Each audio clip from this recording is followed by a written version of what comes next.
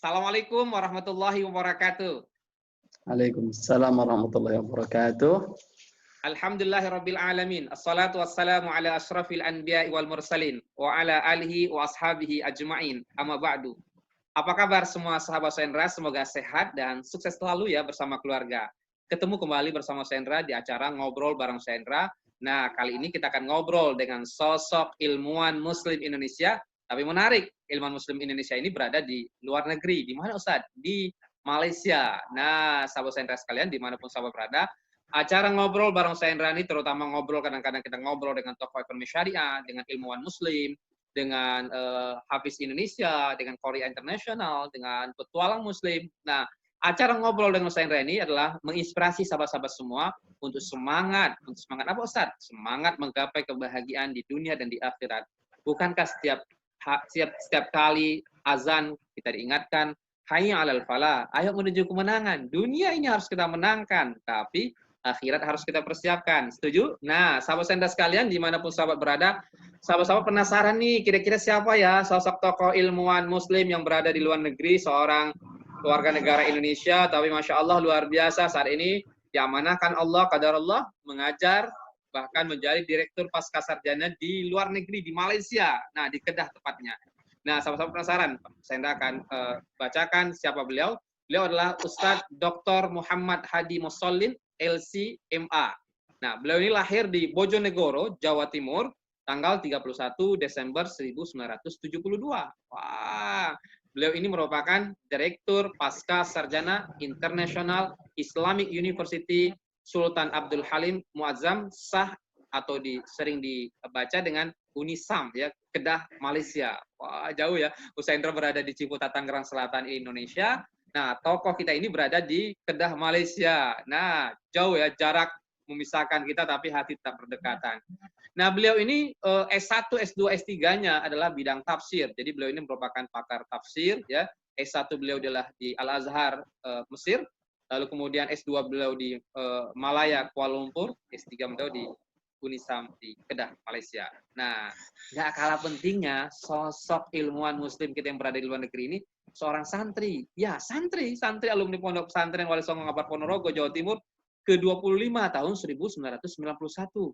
Wow, kalau begitu kakak kelasnya Sendra dong. Sendra alumni ke-29 tahun 1995. Nah, sahabat-sahabat, nggak sabaran kan kita akan sapa ya sosok ilmuwan muslim kita yang berada di luar negeri ini. Kita akan sapa ya Ustadz Dr. Hadi Mussolin. Assalamualaikum Ustadz Dr. Hadi Mussolin. Kaif hal? Waalaikumsalam warahmatullahi wabarakatuh. Ya, Dr. Hendra, apa kabar? Alhamdulillah, khair, bi khair. Gimana Ustadz? Kaif hal Ustadz? Alhamdulillah, tamam. Alhamdulillah, ya Allah. Luar biasa ya Ustadz ya. Ini gimana kita, Jakarta sekarang? Alhamdulillah kami di Jakarta, alhamdulillah baik-baik, dan mudah-mudahan Ustadz dan keluarga dan juga banyak ilmuwan muslim lainnya di luar negeri juga dalam kondisi sehat ya. Nah, ini Masya Allah, tidak ada kata untuk kemudian berbagi ilmu meskipun harus berbagi ilmu di negara orang lain ya. Ini Masya Allah luar biasa. Nah, Ustadz Dr. Hadi Mussolin, masyarakat Indonesia bertanya nih sama Ustadz nih, apa kegiatan keilmuan yang sedang Ustadz tekuni atau lakukan saat ini di Malaysia, terutama di Kedah ini, Ustadz? Baik, terima kasih atas undangannya ya ke acara Ngobrol bersama Dr. Hendra ini. Alhamdulillah, wassalatu wassalamu ala rasulillah. Jadi sekarang ini saya sedang mengajar di Fakultas Usuluddin dan Sains Al-Quran di jurusan tafsir dan ilmu-ilmu Al-Quran, Universitas Sultan Abdul Halim Muazzam Shah, International Islamic University Sultan Abdul Halim Muazzam Shah, Kedah, Malaysia. Jadi sebenarnya Unisham ini dari segi sejarah penubuhannya dia mempunyai hubungan yang erat dengan Al-Azhar. Sebab dari segi program-program yang ditawarkan di sini adalah program yang memang ditawarkan mengikut silibus yang ditawarkan di Al-Azhar, dan dosen-dosen mayoritas, bahkan kalau di peringkat awal dulu bisa dikatakan 90% dosennya adalah dipinjam dari Al-Azhar. Dan sampai sekarang pun masih banyak dosen-dosen yang memang kita pinjam dari Universitas Al-Azhar Mesir. Jadi Unisham ini saya rasalah sebagai satu alternatif kepada para mahasiswa di Malaysia ataupun secara umumnya di Asia Tenggara ini kalau tidak bisa ke Mesir, bisa memilih UNISYAM sebagai destinasi ilmu mereka, yang insya Allah dari segi kualitas, kalau tidak lebih pun mungkin hampir-hampir samalah dengan Al-Azhar, sebab dosen-dosennya memang kita pinjam dari Al-Azhar Mesir.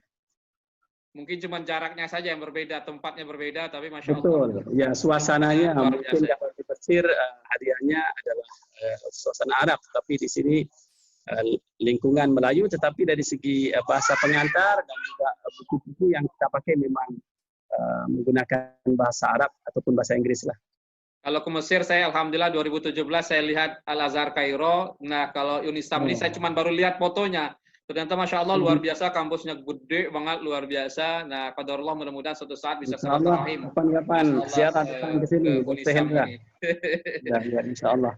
Wah, luar biasa ya. Jadi Ustadz Doktor sebagai seorang Indonesia, warga negara Indonesia, tapi kemudian ya kemudian mendapatkan amanah untuk kemudian ya berbagi ilmu di UNISYAM ini, Masya Allah luar biasa. Nah, Ustadz Doktor, kapan nih mulai tertarik belajar dan berbagi ilmu di luar negeri, terutama di Kedah, Malaysia ini? Oke, sebenarnya saya mulai ke luar negeri tahun 93 ya, 1993 setelah tamat belajar dari Pondok Pesantren Malisong Ngabar. Nah, kemudian saya pergi ke Mesir ketika itu untuk melanjutkan pelajaran S1 di jurusan tafsir Fakultas Usuluddin. Kemudian setelah tamat dari Mesir, saya ke Malaysia meneruskan S2 di Universitas Malaya Kuala Lumpur, masih pada fakultas yang sama di Usuluddin, dan kemudiannya S3 di Universitas Sultan Abdul Halim A'zamshah di wilayah Kedah, dan juga masih mengambil jurusan yang samalah bidang Usuluddin. Sebenarnya sudah agak lama saya di luar negeri, jadi bermula dari tahun 1993 sampai sekarang lah, yang saya rasa hampir 28 tahun ya di luar negeri. Jadi pulang ke Indonesia biasanya hanya untuk liburan lah. Tapi alhamdulillah, saya rasa untuk yang sekarang pun seperti di UNISYAM kita juga ada mahasiswa dari Indonesia ya, khususnya yang di peringkat pasca. Jadi walaupun di luar negeri tapi interaksi dan sumbangan ke warga atau masyarakat Indonesia saya rasa masih tidak dilupakan lah. Atau kadang kalau ada acara-acara di KJRI, kita pun masih sering juga lah terlibat dengan aktivitas-aktivitas komuniti Indonesia yang berada di Malaysia ini. Jadi insya Allah lah kita berharap kita bisa menyumbang kepada umat Islam secara umumnya, kepada bangsa Indonesia, kepada juga masyarakat Malaysia yang ada di sinilah, untuk sama-sama kita mencapai seperti yang Dr. Hendra sebut tadi, kejayaan, kebahagiaan di dunia dan di akhirat insya Allah. Wah, luar biasa ya, 28 tahun. Artinya 1993 sampai hari ini, Ustadz Doktor Masya Allah, belajar ke Al-Azhar, dari Al-Azhar kemudian masuk ke Malaysia, terus semangat belajar, kemudian tafsir lagi di Universitas Malaya. Saya sudah pernah ke Malaya. Nah, terus kemudian ya, tancap gas lagi, semangat lagi ya, kemudian masuk kemudian belajar lagi S3 di UNISYAM. Wah, ini luar biasa, ini pengalaman yang luar biasa. Belajar, mengajar ya, cari ilmu, ajarkan kembali ilmunya. Jadi Masya Allah, sebuah inspirasi yang menarik bagi kami semua anak-anak muda, terutama anak-anak generasi milenial yang ada di Indonesia. Nah, Ustadz Doktor, ada nggak kiat ya, atau kunci sukses belajar di luar negeri ini? Ustadz Doktor kan sudah ke Mesir. Mesir itu kan berada di dua benua. Sebagiannya berada di Asia, sebagiannya berada di Afrika. Lalu kemudian Ustadz Doktor masuk lagi ke Malaysia. Jadi Masya Allah ini luar biasa bagi saya. Ada nggak kira-kira kiat sukses belajar di luar negeri? Bahkan Ustadz Doktor, satu hal yang menarik, diamanahkan menjadi Direktur Pasca Sarjana. Nggak tanggung-tanggung loh. Direktur Pasca Sarjana itu kalau di Indonesia suatu jabatan yang sangat bergengsi. Apalagi tentu di luar negeri kira-kira. Ada nggak kiatnya?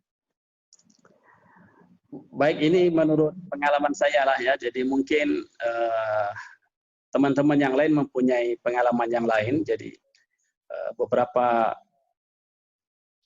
cara ataupun kiat yang mungkin menurut saya perlu ada bagi sesiapa yang ingin belajar ke luar negeri. Yang pertama, mesti mempunyai keazaman, satu niat yang kuat. Ya.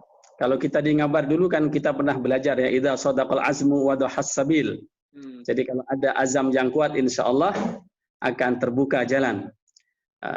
Jadi insya Allah lah dalam keadaan apapun, kalau kita ada keinginan yang kuat, ada niat yang betul, azam yang kuat, insya Allah Tuhan akan bukakan jalan kita. Kemudian yang kedua, saya rasa perlu ada satu self control lah.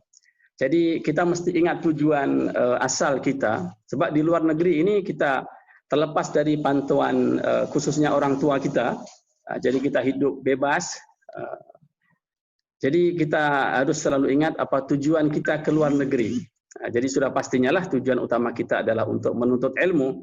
Oleh karena itu dalam suasana dan keadaan apapun juga, tantangan dan juga apa-apa yang kita hadapi selama di luar negeri ini, sudah pasti fokus dan tumpuan utama kita mestilah untuk tujuan utama kita, yaitu menuntut ilmu. Itu yang kedua ya. Yang ketiga, menurut saya perlu ada juga persediaan dari segi academic requirement. Jadi keperluan dari segi academic qualification-nya, jadi ijazah yang diperlukan oleh negara yang kita akan tuju, itu kita mesti buat persediaan lah, dan juga kemampuan dari segi akademiknya mesti kita persiapkan, sebab kita akan belajar di peringkat perguruan tinggi. Jadi sudah pastilah bukan kita memulai dari awal. Jadi persediaan dari ilmu yang bidang yang kita tuju mesti sudah ada di peringkat asas, di peringkat menengah sebelum kita pergi ke luar negeri. Contohnya kalau kita ingin pergi ke negara Arab, sudah pastilah dari segi sudut bahasa Arab kita mesti minimum requirement mesti ada ya. Jadi penguasaan kita dalam bahasa Arab. Kalau di negara yang mungkin bahasa pengantar mereka bahasa Inggris, kita pun mesti membuat persediaan dari sudut tersebut. Jadi alhamdulillah berkat kita belajar di Pondok Pesantren Wali Songo dahulu, alhamdulillah memberikan satu ya kemampuan dari sudut bahasa Arab, bahasa Inggris, insya Allah untuk kita menyambung pelajaran di peringkat yang lebih tinggi, walaupun di negara bukan negara kita, seperti di negara Arab. Kemudian yang keempat, saya rasa yang perlu dibuat persediaan juga adalah dari segi finansial.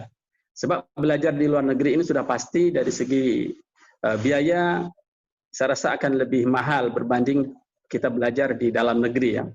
Jadi dari living cost-nya atau tuition fee ataupun transportation-nya, jadi biaya-biaya tersebut saya rasa akan lebih berbanding kalau kita belajar di dalam negeri. Saya tidak maksud bahwa kita mesti menjadi orang yang mampu atau kaya, tidak. Tetapi kita mesti proaktif, Ustaz.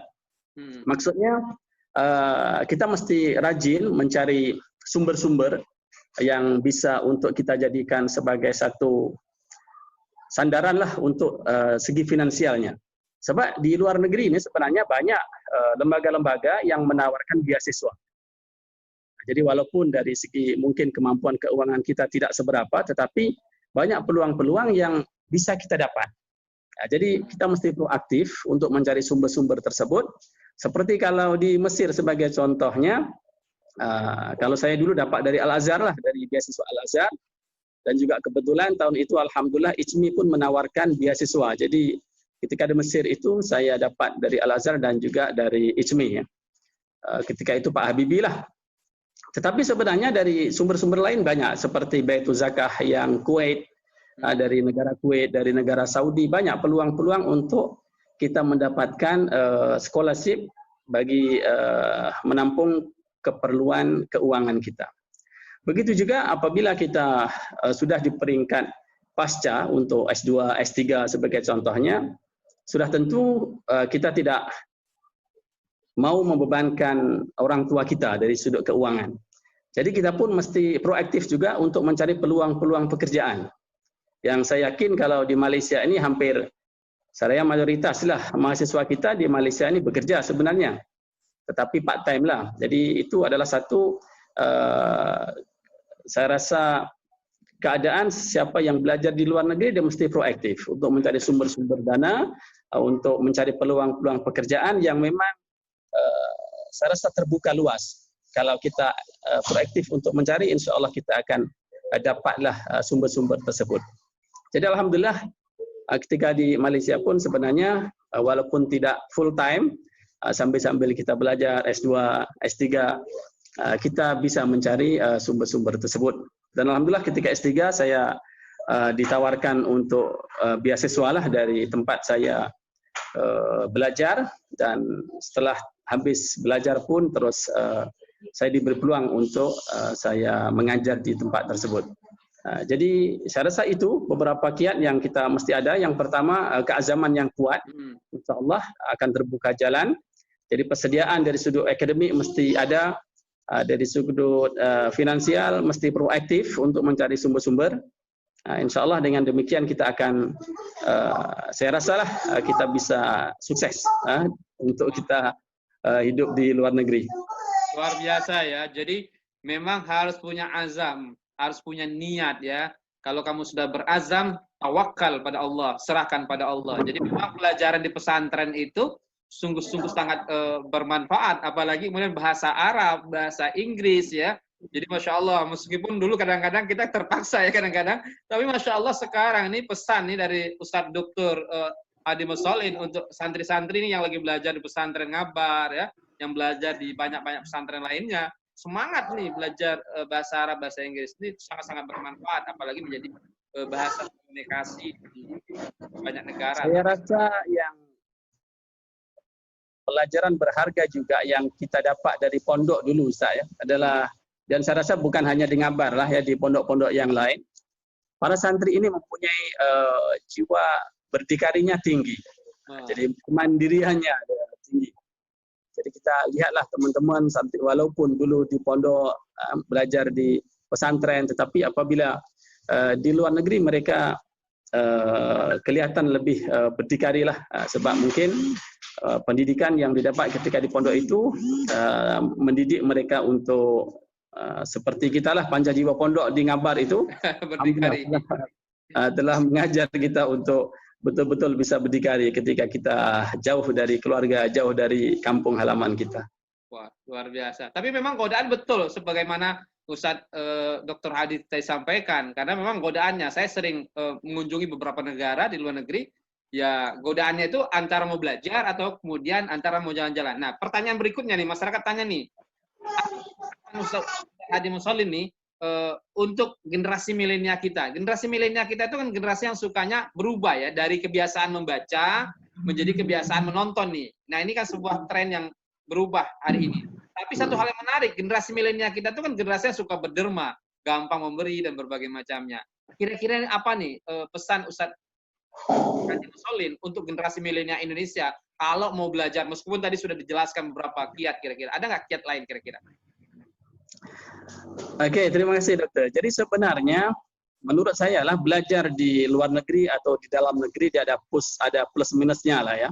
Jadi ada lebih kurangnya. Bukan berarti yang di luar negeri itu lebih atau yang di dalam negeri kurang. Saya rasa tidaklah. Jadi ada lebih dan ada kurangnya. Hanya kepada adik-adik kita yang mungkin mereka ada cita-cita untuk belajar di luar negeri, saya rasa mesti membuat satu persediaan dari sekarang.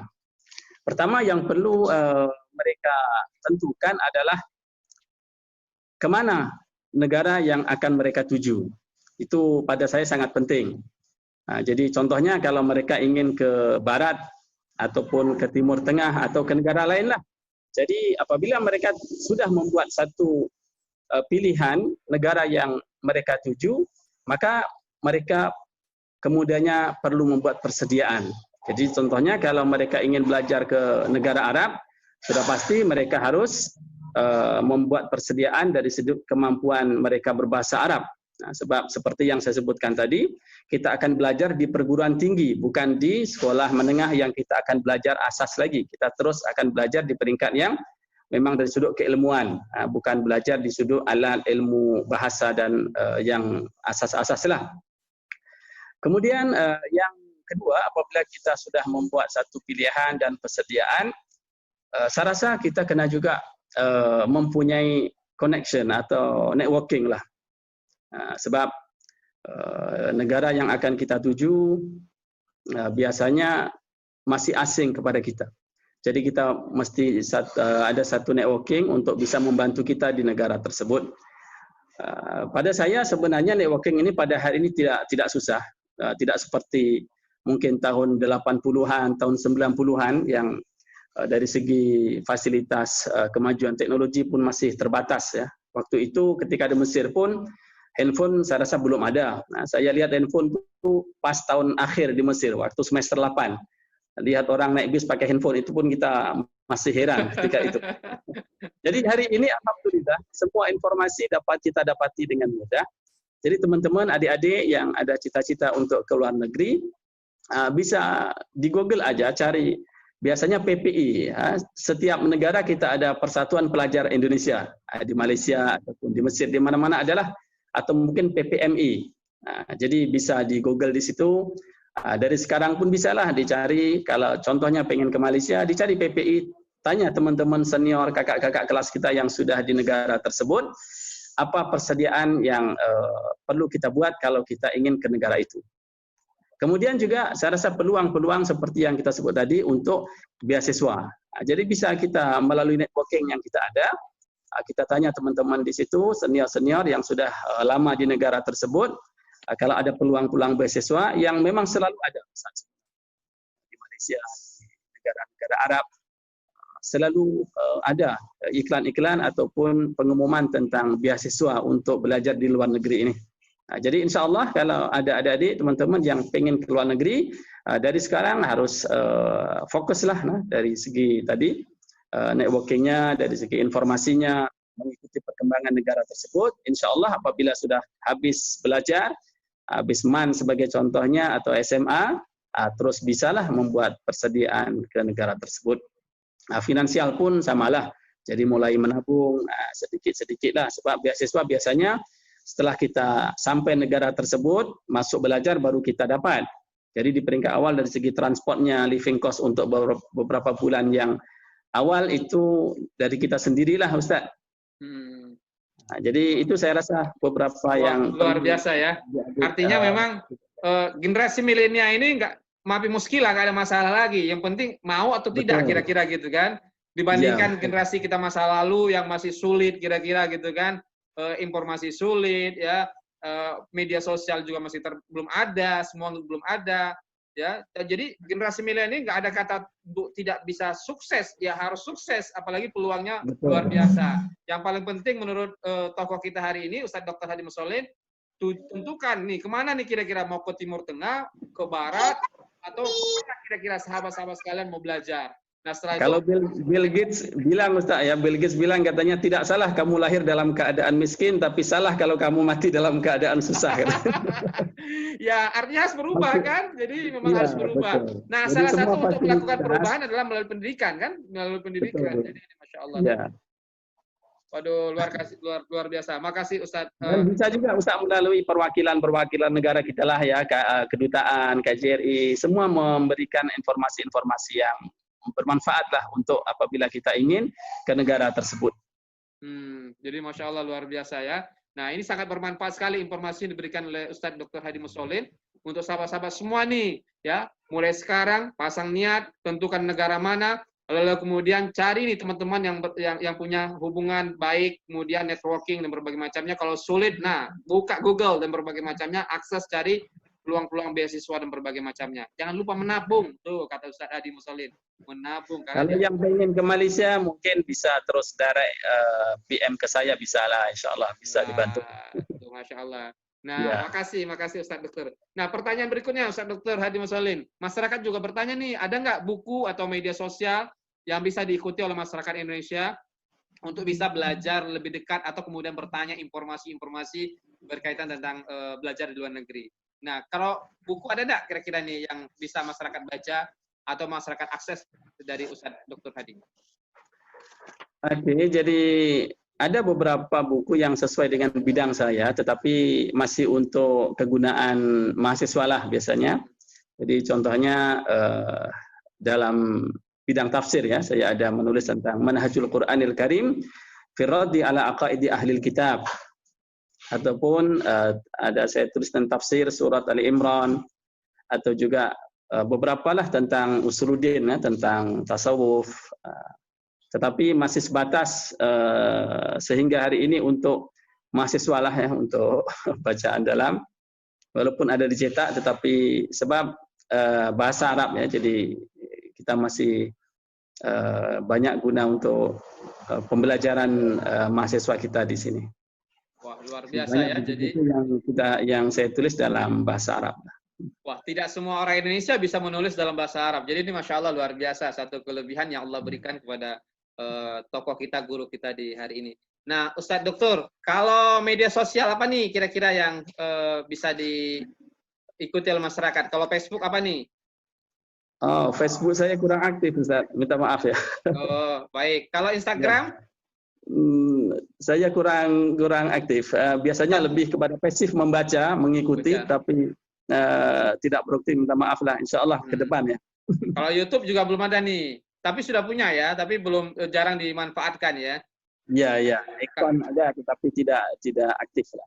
Baik. Artinya sahabat-sahabat bisa kemudian berkomunikasi melalui email ya, mungkin melalui email ke Ustadz Dr. Hadi Mussolin. Kalau boleh tahu emailnya apa nih Ustadz? Masyarakat kalau memang butuh untuk bertanya dengan Ustadz. Saya MD Mussolin @unisham.edu.my. Nah, itu. MD Mussolin @unisham.edu.my. Nah, bagi sahabat-sahabat yang butuh bertanya, yang kemudian butuh informasi bagaimana, Ustadz aku ingin kuliah di luar negeri, di macam-macam.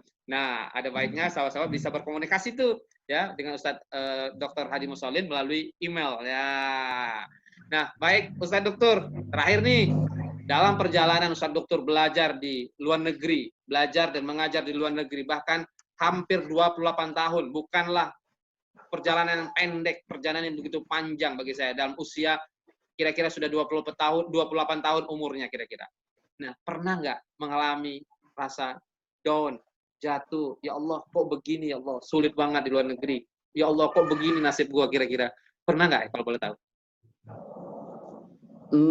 Yang terlalu down saya rasa tidak ada lah, hanya waktu S2 di Mesir dulu ya. Sebenarnya saya setelah habis S1 di Mesir, saya sambung S2 di Cairo University.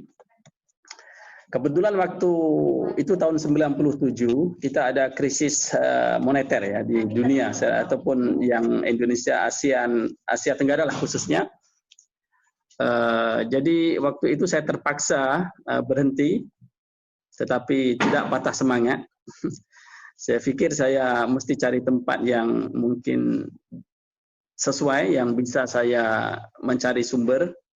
Jadi saya pilih Malaysia dengan sambil bekerja. Kebetulan waktu itu ada teman yang mereka mengajak ke sini, mereka ada sekolah di Malaysia, menawarkan untuk saya bekerja di sekolahnya sambil saya belajar lah.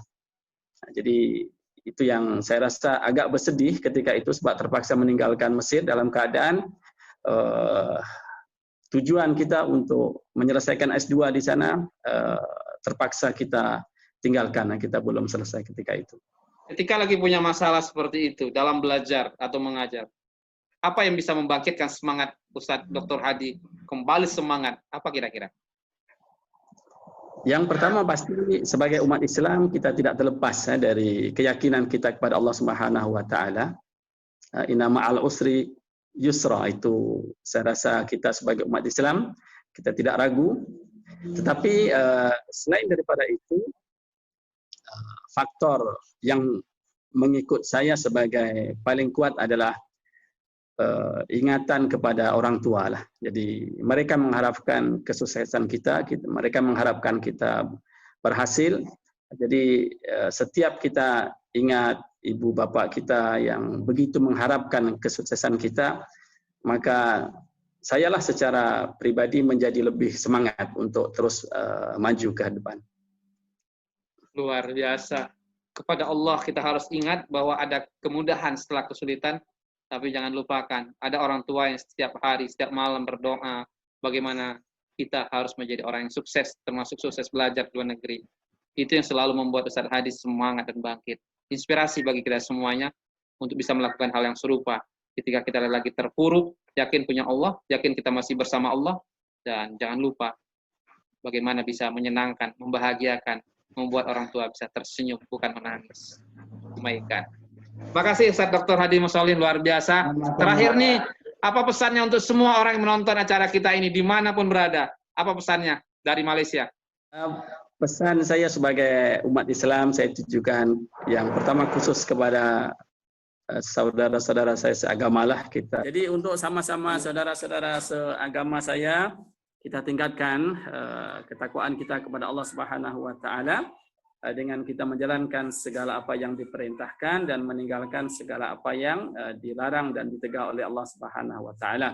Dan kepada semua saudara-saudara sebangsa setanah air, kita kuatkan lagi ukhuwah, persaudaraan, toleransi sesama kita untuk sama-sama kita membangun demi kesuksesan negara kita Indonesia tercinta.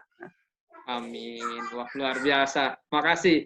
Sekali lagi syukran kasiran, terima kasih banyak untuk Ustaz Dr. Hadi Mustolin dari Kedah, Malaysia, Direktur Pasca Sarjana International Islamic University Sultan Abdul Halim Muazzam Shah Unisam Kedah, Malaysia. Nggak tanggung-tanggung, jabatan yang luar biasa yang diamanahkan Allah. Mudah-mudahan beliau tetap semangat meskipun berada di luar negeri dan bisa berbuat kebaikan untuk siapapun di luar negeri dan dimanapun berada. Syukran kasiran. Nah, sahabat Sendra dimanapun sahabat berada, itulah ngobrol Sendra dengan Ustaz Dr. Hadi Mustolin yang luar biasa, inspiratif, memberi semangat bagi adik-adik semua dan kita semua bahwa kita juga punya peluang yang sama untuk bisa belajar di dalam negeri maupun di luar negeri, untuk bisa berbuat untuk negeri ini di dalam negeri maupun di luar negeri. Jangan lupa doakan terus Ustaz Dr. Hadi Mustolin dan keluarga tetap semangat terus, sehat dan sukses selalu di luar negeri bersama keluarga dan bisa berbagi ilmu kembali kepada kita dan inspirasi untuk kita semuanya. Sekali lagi syukran, salam hangat dari Ustaz Hendra dan Ustaz Dr. Hadi Mustolin. Tonton terus ngobrol bareng Ustaz Hendra. Insya Allah kita akan terus ngobrol kembali dengan tokoh-tokoh inspiratif lainnya. Ada tokoh ekonomi syariah, ada Hafiz Indonesia, ada ilmuwan muslim, ada Korea Internasional. Pokoknya semuanya Ustaz Hendra ajak ngobrol. Ustaz Hendra yang bikin videonya, tokoh kita yang berbicara, sahabat-sahabat yang membagikannya. Insya Allah kita akan dapat pahala jariah bersama. Setuju? Nah, makasih Ustaz Dr. Hadi Mustolin. Salam. Terima kasih. Mau bilang salam apa? Salam ngabarian. Salam santri ngabar. Nah, teman-teman ngabar. Assalamualaikum. Salam ukhuwah. Ya, salam ilmuwan, salam dua negara, Indonesia, Malaysia. Dari kami semuanya, ayo belajar, ayo nyantri. Pokoknya semangat terus mencari ilmu. Nah, salam hangat semuanya, sukses, sehat, dan sukses selalu untuk semuanya. Salam hangat dari Ustaz Hendra dan Ustaz Dr. Hadi Mustolin. Assalamualaikum warahmatullahi wabarakatuh. Syukran kasiran Ustaz. Terima kasih. Assalamualaikum.